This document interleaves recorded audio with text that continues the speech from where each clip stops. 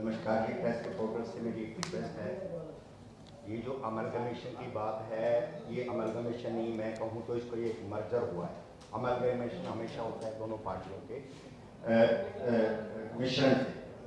तो इस अमलगमेशन को एक रॉन्ग और एक अवैध करार देते हुए, जबकि गुड़गांव ग्रामीण बैंक सिंडिकेट बैंक द्वारा प्रायोजित बैंक हुआ करता था और पीएनबी के और मध्य बैंक और दूसरे बैंक वगैरह जहाँ भी थे, ग्रामीण बैंक दूसरे थे।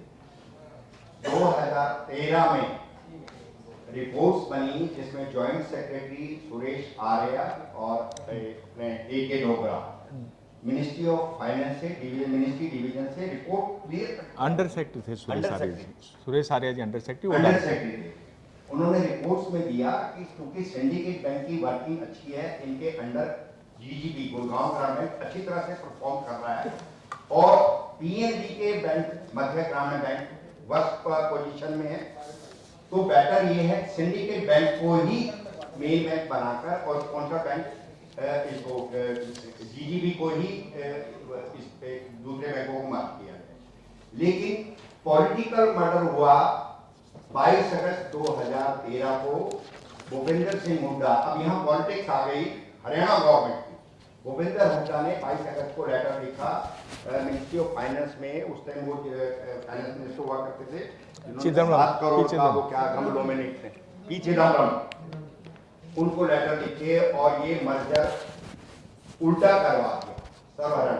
जबकि गुड़गांव ग्रामीण बैंक की नेटवर्क, प्रॉफिट पर एम्प्लॉय, प्रोडक्टिविटी पर एम्प्लॉय, पर ब्रांच बिजनेस, हर चीज में सबसे आगे थे। हमारा जो रिजर्व था उस टाइम 663 करोड़ था, जबकि हरियाणा ग्रामीण बैंक का 336 करोड़ ही था। नेटवर्थ हमारी 682 करोड़ थी, जबकि इनकी 392 करोड़ थी। पर एम्प्लॉय प्रोडक्टिविटी, पर ब्रांच प्रोडक्टिविटी, हर फील्ड में हम आगे थे। उसके बाद भी एक रिवर्स नोट बना के भूपेंद्र हुड्डा ने इसका गलत अमलगमेशन और करवा के और इसको बिल्कुल बुरी तरह से, उसके बाद से ही घोटाला लगातार चल रहा है। मुझे अभी ध्यान है, शायद 2019 में या 18 में प्रेस कॉन्फ्रेंस हुई थी, उस टाइम भी मैंने प्रेस रिपोर्टर से, भाइयों से, आप नहीं होंगे हो सकता है, ये रिक्वेस्ट की थी कि आप इस मुद्दे को अच्छी तरह लेकर, अच्छी तरह लेकर जाएं। खाली MK जोशी के हमारे बोलने से भी नहीं हो रहा है, आपकी भी तो ड्यूटी बनती है, आप सुनकर चले जाओगे यहाँ से। इसको लिखो, इतने अंत तक लिखो जब तक इसका कोई लॉजिकल एंड ना हो जाए। नमस्कार फ्रेंड्स। रीजनल रूरल बैंक्स को चलाने के लिए भारत सरकार ने 1976 में एक एक्ट बनाया। उसकी जो सबसेक्शन 1 और 2 के तहत एक ऑडिट का प्रोविजन किया गया। उसमें ये किया गया कि हर वर्ष बैंक का ऑडिट होगा, उसके लिए जो पैनल होगा वो गवर्नमेंट ऑफ इंडिया से जारी होगा। उसी कड़ी में 22 अप्रैल 19 को एक ऑडिट का पैनल आया, जिसमें 3 ऑडिटर्स थे, सेन मार्क, S लाल और RS सिपैया, जिसमें बैंक ने सेन मार्क को अथॉरिटी दी और उन्होंने ऑडिट दिया। ऑडिट करने के बाद उन्होंने 26/7/19 को इसमें अपना डिस्क्लेमर दे दिया। डिस्क्लेमर का मतलब यह होता है कि उसने बैंक की बैलेंस शीट को करप्ट माना। जब भी कोई भी जो स्टैट्यूटरी ऑडिटर्स है वो जब डिस्क्लेमर देते हैं तो वो डिस्क्लेमर गवर्नमेंट ऑफ इंडिया को जाता है और गवर्नमेंट ऑफ इंडिया या तो उस वर्ष की बैलेंस शीट को स्क्रैप करती है या उसके लिए ऑडिट के लिए नए ऑडिटर्स की नियुक्ति करती है या उसी बैलेंस शीट को मान लेती है। लेकिन सर्व हरियाणा ग्रामीण बैंक के प्रबंधन ने ऐसा कुछ नहीं किया और उन्होंने उसी जो पिछले वर्ष जिसने ऑडिट किया था बोर्ड ऑफ डायरेक्टर से उसका नाम अप्रूव करा दिया, जबकि government of India he authorised है इसको करने के लिए। किसी भी सूरत में ये गवर्नमेंट ऑफ इंडिया के अलावा बोर्ड ऑफ डायरेक्टर्स की कोई पावर कभी नहीं थी। उसके बाद जो बैंक है हमारा, उसकी दूसरी कड़ी ये है कि बैंक ने 2014 से लेकर 2019 तक 2018 तक 485 करोड़ रुपए का इनकम टैक्स भर दिया, जबकि 1700 करोड़ का एनपीए था। यानी 485 करोड़ रुपया तो उन्होंने दे दिया गवर्नमेंट को एज इनकम टैक्स, जबकि बैंक लॉस में था। और जब ये दोबारा ऑडिट हुआ तो उसमें बैंक को 85 करोड़ रुपया रोज मैसर जो टास्की थी, जब उसने ऑडिट किया तो उसने 85 करोड़ का घाटा कर दिया। लेकिन वास्तव में उस समय भी लगभग 1000 करोड़ का अगर टोटल लिया जाए तो 1000 करोड़ का बैंक में घाटा था। यानी बैंक को अपने व्यक्तिगत हितों के लिए उन्होंने कई हजार करोड़ का प्रबंधन ने चूना लगाया। और जब ये बैलेंस शीट हमारी जो सर्व हरियाणा ग्रामीण बैंक की करप्ट थी, तो इसी बैलेंस शीट को पंजाब नेशनल बैंक की बैलेंस शीट में मर्ज किया जाता है। तो हमारा ये कहना है कि 2019 की जो पंजाब नेशनल बैंक की भी बैलेंस शीट है वो करप्ट है, वो भी सक्रिय माननी चाहिए। और इसका जो ऑडिट है वो उसी बेस पे होना चाहिए जो सेलमार्क ने किया। धन्यवाद। हम 2014 से ये लड़ाई लड़ रहे हैं और नई नई चीज़ें निकल के आ रही है। जैसा कि मैंने बताया 2014 में हमारी मोदी जी की सरकार आई थी, माननीय प्रधानमंत्री ईमानदार है, कर्मठ है, सब सोच रहे थे।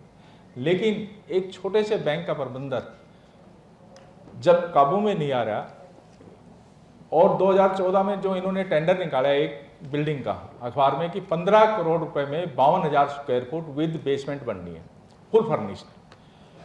वो जो टेंडर आए वो टेंडर पता नहीं कहाँ गए। इन्होंने इलीगल तरीके से प्रसार भारती से साठ गांठ करके उसको वर्क ऑर्डर दे दिया 25 करोड़ 44 लाख के लगभग। जब 25 करोड़ 44 लाख का टेंडर दे दिया, बिल्डिंग बन गई 23 करोड़ के करीब इन्होंने उसको दे दिया। अक्टूबर 2016 में बिल्डिंग का उद्घाटन होता है और 17 में उसकी छत गिर जाती है, लाइब्रेरी की, फिर कैंटीन की। तो हमने उसकी अखबार में भी कंप्लेंट लगाई, सब कंप्लेंट लगाई। इन्होंने प्रसार भारती को कह दिया कि आप ही इसकी क्वालिटी चेक करा लो। देखो तमाशे की बात, जो कर रहा है मतलब दूध की रखवाली बिल्ली, उस इन्वेस्टिगेशन भी उसको दे भी तू करा। वहाँ से इन्वेस्टिगेटर आया कोई शर्मा जी, उसको इन्होंने सेट करने की कोशिश करी, लेकिन अपनी जान बचाने के लिए जो भी है, फिर भी वो बहुत कुछ इस रिपोर्ट में लिख गए। ये अभी मेरे को पोर्टल से मिली है 10 दिन पहले रिपोर्ट, रुड़की की और प्रसार भारती का लेटर। प्रसार भारती तो लेटर में ये लिख रहा है मैंने तो 11 करोड़ 85 लाख में बिल्डिंग बना के दी है, तो वो 23 करोड़ कहाँ दे दिया, 2.5 करोड़ और देने के लिए तैयार है, तो कैसे चलेगा? बेसमेंट बिल्डिंग में है नहीं। और इस रिपोर्ट में ज्यादातर में ये आ रहा है कि ये डाउटफुल कॉलम है, डाउटफुल आरसीसी है। तो ये बिल्डिंग कितने दिन चलेगी? 7,000 रुपये स्क्वायर फीट बिल्डिंग बना के, यानी कि 25 करोड़ 44 लाख में लगभग बनी 37,000 स्क्वायर फुट। मेरे ख्याल इंडिया में कोई ऐसी जगह नहीं है कि इतना ज़्यादा रेट कहीं बिल्डिंग का 2-2.5 हज़ार में बढ़िया मकान बन जाता है। और ये कहाँ गया पैसा? हम बार बार कहें, मैंने 14 में ही इस टेंडर की कंप्लेंट लगा दी थी। उस टाइम में अगर सीवीसी जागरूक होती तो ये वहीं पकड़ में आ जाता है। सीवीसी ने क्या किया, वो लेटर लिख दिया हरियाणा को, हरियाणा प्रसार भारती है, वो गोलमाल चलता रहा।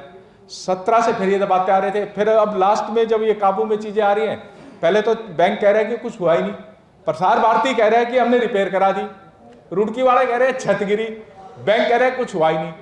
तो 166-67 में तो जो बैंक प्रबंधन ने गलत लिखा उनके खिलाफ आईपीसी धारा में रजिस्टर्ड केस होना चाहिए, और ये केस सीबीआई को जाना चाहिए था, नहीं दिया। ऐसे ही प्रमोशन में किया इन्होंने, प्रमोशन के अंदर रूल ही चेंज कर दिए, 40% इंटरव्यू के कर दिए। उनका मेरिट में आएगा, उसको निकालने का क्या रास्ता निकाले जाए पैसे कमाने का, तो इन्होंने अपनी पावर बढ़ाने के लिए 40% इंटरव्यू में मार्क्स जरूरी कर दिए। आपका 100 नंबर भी है अगर पेपर में, तो इनके जब तक आप 40 में से 16 नंबर इंटरव्यू में नहीं लेोगे तो आपको सिलेक्शन नहीं मिलेगा। इन्होंने सीधा सीधा वो कर दिया। जब इसकी कंप्लेंट की तो गवर्नमेंट इंडिया ने कहा कि ये नहीं कर सकते आप, उसने हाईकोर्ट ने भी कह दिया। तो इन्होंने क्या किया, सिर्फ स्केल 4 जो बने थे उनको सबको बना दिया। जो डायरेक्ट भर्तियां हुई थी उनको बेचारों को पता ही नहीं, जो आया था बिहार से, जो आए मान लो कलकत्ता से या एमपी से, राजस्थान से, जो लोग बेचारे टेस्ट देंगे, जो मेरिट हुए थे, उनको क्या पता क्या करे, वो ठीक है नहीं हुआ सिलेक्शन। लेकिन ये 40% करके 2 साल तक ये मौज मस्ती मारते रहे, पैसा कमा के इस तरह के घोटाला करते हैं।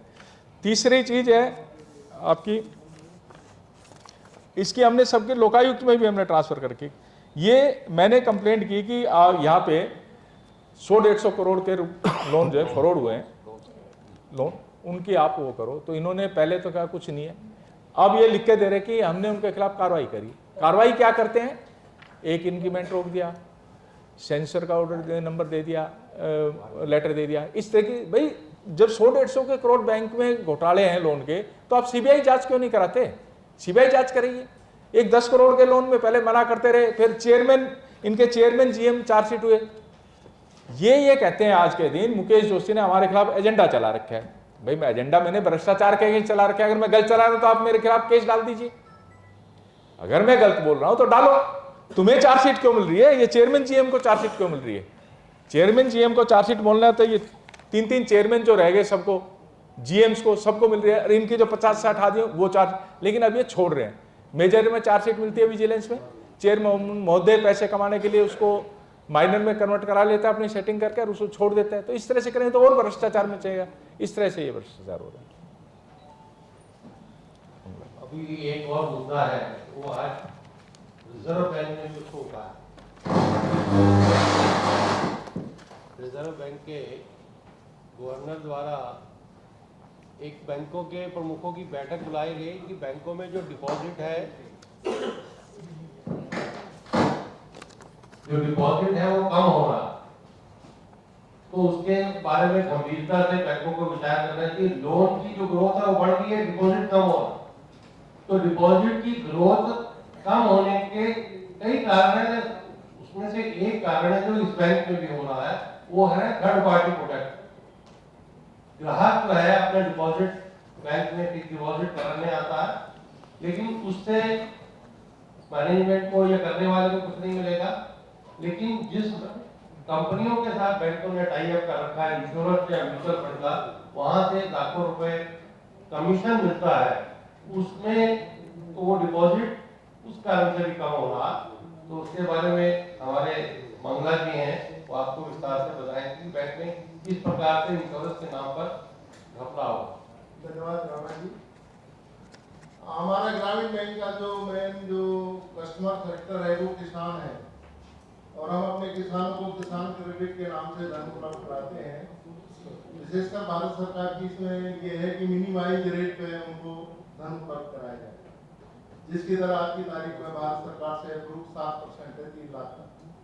और जैसे कि राणा जी ने बताया कि जो डिपॉजिट जो हमारा अकाउंट होल्डर है वो तो थर्ड पार्टी प्रोडक्ट को लेता नहीं है, तो क्योंकि केवल अपना पर्सनल कमीशन के लिए जहाँ बैंक को 15% कमीशन मिलता है, वहाँ इसके अतिरिक्त जो स्टाफ मैनेजमेंट हैं उनको कुछ इंसेंटिव मिलता है। उसके लिए हमारे किसान क्रेडिट कार्ड जो धारक हैं, जो लोनी है, उनके खातों को डेबिट करके और प्रीमियम को भुगतान किया जाता है। इसको मैं एग्जाम्पल से आपको इस तरह समझाऊंगा कि अगर एक किसान को 10,000 रुपए का प्रीमियम कंपनी को दिया गया, वो 7% पे उसके नाम लोन डेबिट हो गया। भारत सरकार क्योंकि कम रेट में ये केसीसी का ऋण उपलब्ध कराने के लिए बैंकों को बाध्य करती है, इसलिए 2% भारत सरकार बैंकों सबवेंशन के रूप में एडिशनल एक बेनिफिट देती है। इसके अलावा थर्ड पार्टी प्रोडक्ट बेचने के नाम पर as per IRDA scheme bank को 15% कमीशन इंश्योरेंस कंपनी की तरफ से बैंक को मिलता है। तो कुल मिला के 7 जमा 2 9 जमा 15 24% एक किसान के खाते को डेबिट करके बैंक अर्निंग कर रहा है। इतना डेबिट होने के कारण वो किसान क्रेडिट कार्ड डिफॉल्टर हो जाता है, जिसके कारण भारत सरकार की एक स्पेशल इंसेंटिव योजना है रेगुलर रिपेमेंट देने का 3%, उससे वो किसान वंचित हो रहा है। आज सर हरियाणा ग्रामीण बैंक में 90% अगर केसीसी डिफॉल्टर है, तो उसका प्रमुख कारण ये है कि उनके खातों को बगैर उनकी कंसेंट के 10,000 रुपए से लेके 50,000 रुपए तक एक माइंड लगता है, उनको इंश्योरेंस प्रीमियम के कंपनी को भुगतान किया गया है। इसकी हमने कंप्लेंट हरियाणा स्टेट गवर्नमेंट का एक करप्शन का एक हेल्पलाइन नंबर है उस पर की थी, और वहां से हमारे पास एक्नॉलेजमेंट आई थी कि उन्होंने डिटेल इंक्वायरी के लिए विजिलेंस को लिखा है, लेकिन 1 साल गुजर जाने के बावजूद भी उसकी कोई क्रिकेट की रिपोर्ट ना तो स्टेट गवर्नमेंट ने उपलब्ध कराई है, और ना ही अभी तक बैंक ने इस थर्ड पार्टी के नाम पर जो किसानों के साथ धोखाधड़ी हो रही है ना उसको बंद किया है। अतः मेरा आप सभी प्रेस रिपोर्टरों से निवेदन है कि इस बात को विस्तृत रूप से डिटेल इंक्वायरी के लिए देखा जाए कि किस आधार पर जब भारत सरकार ने special scheme for crop production के लिए केसीसी की बनाई है तो उसमें हेल्थ इंश्योरेंस का डेबिट किस आधार पे किया गया, जबकि भारत सरकार श्री प्रधानमंत्री महोदय मोदी जी ने 5 लाख तक का आयुष्मान इंश्योरेंस सभी किसानों को मुफ्त में भारत सरकार ने उपलब्ध कराया हुआ है। उसकी जानकारी बैंक प्रबंधक ग्राहकों को ना देकर केवल अपने पर्सनल इंसेंटिव के लिए किसानों के ऋण खातों के साथ छेड़छाड़ कर रहा है, जो कि नाजायज है और उसकी डिटेल इंक्वायरी होनी चाहिए। धन्यवाद। जैसा कि मंगला जी ने बताया, केसीसी में इंश्योरेंस कर रहे हैं। केसीसी के अंदर नाबार्ड की भी गाइडलाइन है, अगर आप किसान का इंश्योरेंस करोगे तो आप उसमें क्या कंट्रीब्यूशन दोगे, इंश्योरेंस कंपनी क्या कंट्रीब्यूशन देगी, वो नहीं दिया। और ये हेल्थ इंश्योरेंस 5 साल का कर रहे हैं, 5 साल का हेल्थ, उसकी गवर्नमेंट मानती है 27 रुपये इनकम पर डे, 56,000 उसका कर दिया इंश्योरेंस का, तो बताओ कैसे बात बनेगी। अभी किसी भाई का अभी ये आया है, व्हाट्सअप आया अभी, इसका बच्चे का इंश्योरेंस था, इसको क्लेम रिजेक्ट कर दिया, इनको पुरानी बीमारी है। अब ये क्या कर रहे हैं, रेलीगेयर से समझौता किया। रेलीगेयर नहीं कर रही हमारे यहाँ केयर हेल्थ लिया है, उसमें पैसा खाने के लिए, उसमें कुछ चीज़ें हटा दी, क्लोज, भाई ये नहीं मिलेगी फैसिलिटी, पैसा उतना ही, चीज़ें हटा। स्टाफ को चेयरमैन ऑन ड्यूटी ले जाता है, कहीं सिक्किम, कहीं गोवा, कहीं थाईलैंड जा रहे हैं, कोई ब्रिस्टल होटल में दारू चल रही है, उनकी फैमिली आ रही है, हमने कंप्लेन लगाई थी, ट्रेनिंग है, दारू पिलाना और बच्चों को ले जाना, कौन सी ट्रेनिंग है, मैं ये पूछना चाहता हूँ। 500 रुपए की गिफ्ट नहीं ले सकता एम्प्लॉइज, लाखों रुपए के पैकेज ले रहे हैं, कोई कार ले रहा है, कोई स्कॉर्पियो ले रहा है, कोई सोने के बिस्कुट ले रहा है। जो चेयरमैन आता है अपना नया मुद्दा लेके आता है, जेब भर के चला जाता है। तो बच्चे किसान मरेंगे नहीं तो क्या करेंगे, उनके 5-5 साल का इंश्योरेंस कर रहे हैं, कैसे हो सके। जब हमने कंप्लेंट की तो अब केसीसी से ना करके उनके खाते से सेविंग में ट्रांसफर कर लेते हैं, सेविंग से फिर काट लेते हैं। मुद्दा वही है, कान इधर से पकड़ लो या इधर से पकड़ लो वहां के, इस तरह के चल रहे हैं सब। कोई आपका प्रश्न हो, कोई क्वेश्चन? मेरी एक और बात है कि जोशी जी ने कम से कम भी हर अथॉरिटी को अपनी कंप्लेंट की। ये मैंने विश्व में पहला केस देखा कि जब कोई भी इंक्वायरी होती है तो कंप्लेनेंट को नहीं बुलाया गया। आज तक जोशी जी को किसी कंप्लेंट में नहीं बुलाया गया, किसी कंप्लेंट में। कंप्लेनेंट को ना बुला के उस कंप्लेंट की क्या इन्वेस्टिगेशन हुई होगी, उसका क्या अर्थ निकला होगा, और जो जिसके नाम कंप्लेंट है वही अपनी इन्वेस्टिगेशन खुद कर रहा है बिना कंप्लेनेंट को साथ में लिए हुए। ये हमारा सबसे बड़ा मुद्दा है कि ये सारे के सारे मैटर्स की इंक्वायरी एक इंडिपेंडेंट एजेंसी से हो, उसमें जोशी जी को इन्वॉल्व किया जाए, हमें इन्वॉल्व किया जाए, हम एक पार्टी बन के हम इसको विथ प्रूफ हम वहाँ सबमिट होंगे, और यदि हम प्रूफ नहीं सबमिट कर पाएंगे तो हमारे खिलाफ जो कार्रवाई करनी है वो की जाए। घोटाला 485 करोड़ तो टैक्स ही भर दिया, और जो 100-150 करोड़ के लोन करे उसमें रिश्वत, 20 करोड़ के लोन इन्होंने सब्सिडी के करे, 3 करोड़ के करीब सब्सिडी का घपला, जहाँ हॉस्पिटल ही नहीं है तो कैसे हेल्थ सर्टिफिकेट बने। ये ऑडिट रिपोर्ट का क्या बोलता है? ऑडिट रिपोर्ट को तो 19 में पकड़ में आया तो कुछ दिया ही नहीं ना उसको, जब भी तो डिस्क्लेमर डाल दिया उसने, वो पब्लिश ना करके। बोर्ड ऑफ डायरेक्टर भी इन्वॉल्व हो गए इसमें, और इन्होंने वो ऑडिटर ही चेंज कर दिया, जबकि गवर्नमेंट ऑफ इंडिया चेंज कर सकती है, एक्ट भी कहता है। और आरटीआई में जो मिली अभी लेटेस्ट जो हमें नाबार्ड से गवर्नमेंट ऑफ इंडिया से, भाई जो ऑडिटर गवर्नमेंट ऑफ इंडिया ने अपॉइंट किया वही चेंज कर सकती है, और कोई तो ये चेंज कर दिया तो अपने आप में पीएनबी की भी बैलेंस शीट करप्ट होगी और सर्वनारायण बैंक की भी होगी। इसमें क्या बड़ा बैंक भी इन्वॉल्व है? पीएनबी, पंजाब नेशनल बैंक, बिल्कुल 100%। पीएनबी का अभी जो ये हुआ था, पीएनबी का प्रबंधक भी मतलब उसको भी किए थे, संधा कोचा आईसीआईसीआई का बैंक वो भी मतलब किए थे। तो ये जो जिस स्टाइल में पैसा खा गए हैं, बैंक का पैसा जो उड़ा है, इसमें आपका जो मतलब ये है क्या बोलते हैं, जो एलिगेशन जो है वो एलिगेशन मतलब थ्रू एलिगेशन के हो रहा है ना, आपने अपना इंटरनल रिपोर्ट दे रहा है? एलिगेशन प्रूफ, डॉक्यूमेंट्री प्रूफ के साथ बोल रहे हैं हम तो, हमारे पास एक एक चीज का। किसको?